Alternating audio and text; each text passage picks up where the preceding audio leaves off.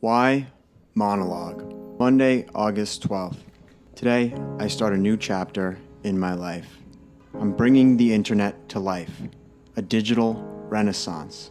The internet was a technology that promised to connect the world unlike anything that had come before it. As humans, we started with the spoken word and stories told around campfires, passed down from generation to generation, saw us evolve and develop complex civilization, culminating in the written word, the greatest invention of history.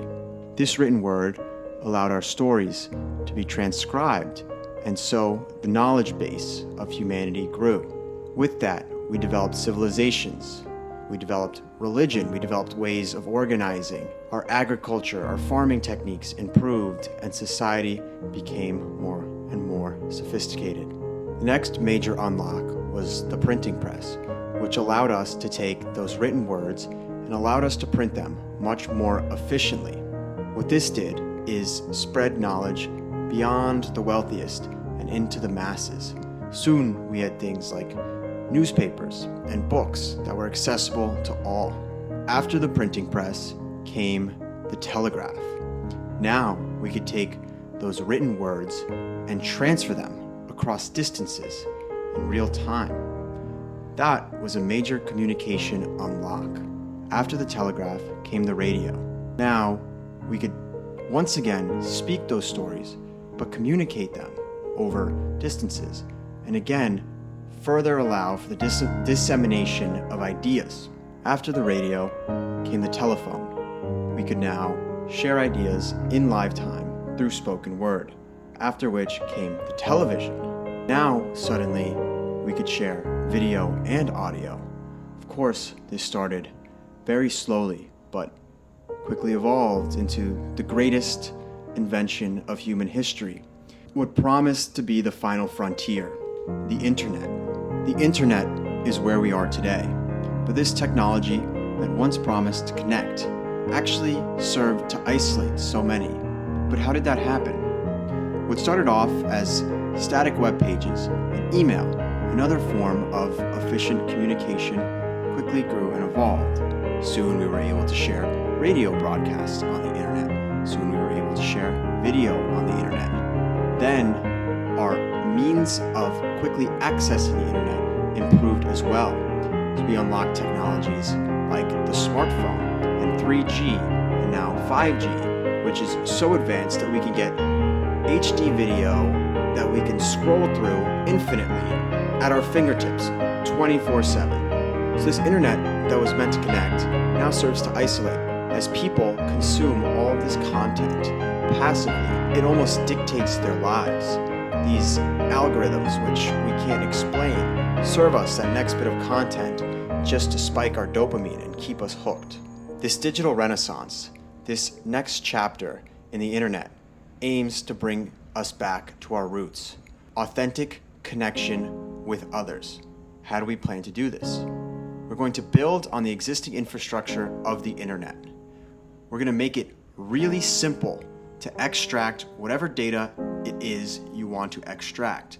We're going to make it so anyone, even the least technical person on the planet, can make use of the internet as if they were the most sophisticated coder.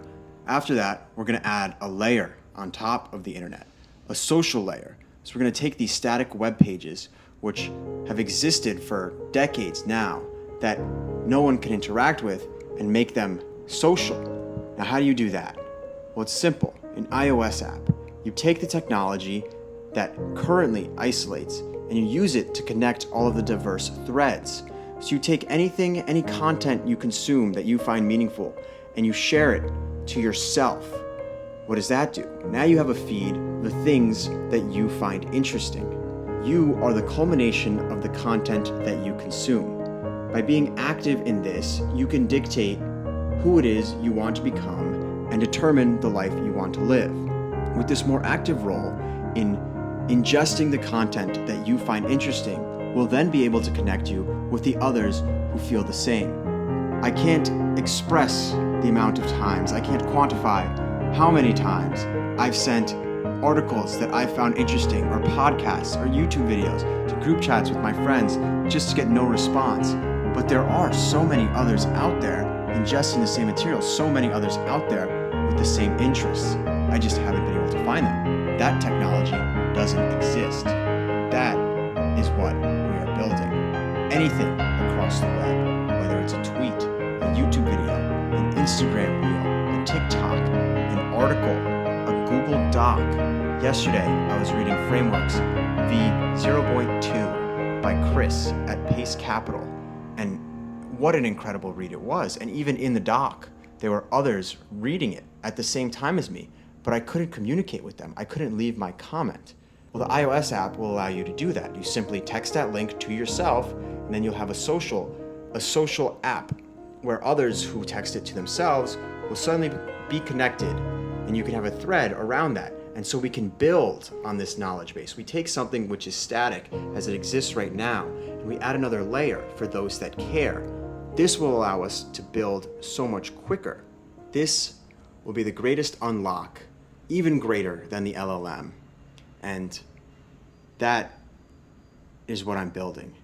I woke up at 5 o'clock this morning with no alarm after going to bed at 1:30 last night.